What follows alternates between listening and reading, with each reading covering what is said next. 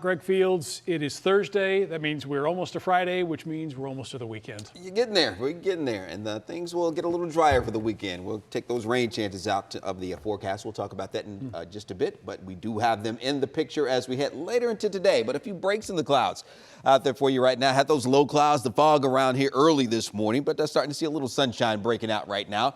73 degrees taking you on out to Dallas Baptist University. Those south winds around 10. So they've picked up a little bit with those south winds here late this morning, coming back out to the UNT campus. 77 out there with those south winds there as well. So the fog has lifted across the area here this morning. We'll see those temperatures on the warm side now, mid 70s heading out to Grand Prairie at 75, 77 in Arlington right now. Those lower 70s for Richardson at 73, 75 getting out to Plano, and coming over to Weatherford right now, you're at 74. So it's going to be warm out there, a little muggy as well with the moisture in place. Those south winds, those upper 60s, low 70 dew points. So yeah, it's a little humid to say the least out there. So as you look at the muggy meter here late this morning, we're very sticky, even getting a little bit uncomfortable in a few spots here for us for today. Now those highs, they will top out on the warm side today, a little bit warmer, low mid 80s out there for you. Still maybe just a skosh below normal though, that normal high 88, but we'll get back closer to that as we head into the weekend. Today though, we're going to be talking about that thunderstorm chance that will increase a little bit later today. Now we'll have a few isolated to scattered showers and storms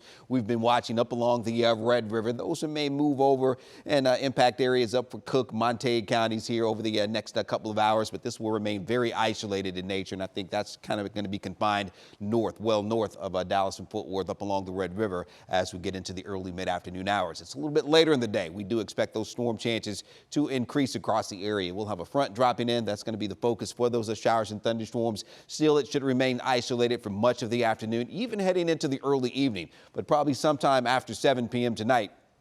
That's when we'll see that chance for the showers and thunderstorms ramping up a little bit across North Texas. And it will still be kind of scattered, especially in and around Dallas and Fort Worth, areas out toward north and east, but a little more concentrated with the thunderstorm chances, a little more widespread from Breckenridge out toward Eastland and areas a little farther south and west here as we head toward 10 p.m. here for tonight. So that's where we'll have the greater risk for some severe storms as well. So still kind of scattered about with those showers and storms as they work their way across the area, heading toward midnight and just after. And these should move out fairly quickly during the overnight hours, so this will take place when most of us are asleep, but make sure you do have a way to get those potential warnings that we could see during the overnight hours, but not everyone seeing storms or severe weather. This is around 4 or 5 a.m. tomorrow morning. It looks like all that should be tapering off as you head out for work tomorrow in the morning rush. Looks like most of the showers and storms that should be behind us moving on out of the area for the early morning hours tomorrow. So let's hope that plays out and doesn't have a big impact on the morning commute for tomorrow. We'll have some north winds moving in, and I think around this time tomorrow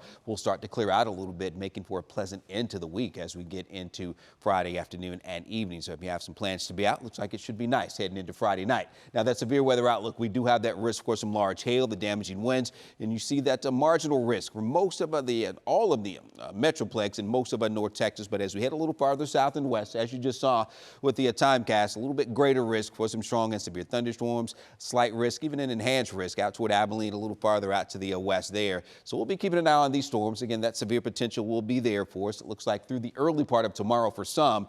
And then after that, the rain chances do drop off. We'll put the coverage still at about 40% around the Metroplex, a little higher with those rain chances farther west as we head into tonight and early tomorrow. And then rain chances just about zero for Saturday and Sunday. Now, some low wind chances will be back with us during the afternoon and evening as we look at that 14-day forecast heading into next week through at least next Wednesday. We'll see those highs climbing back into the lower 90s, and we'll keep it seasonably warm through the end of next week. All right, we'll have more midday coming up after this.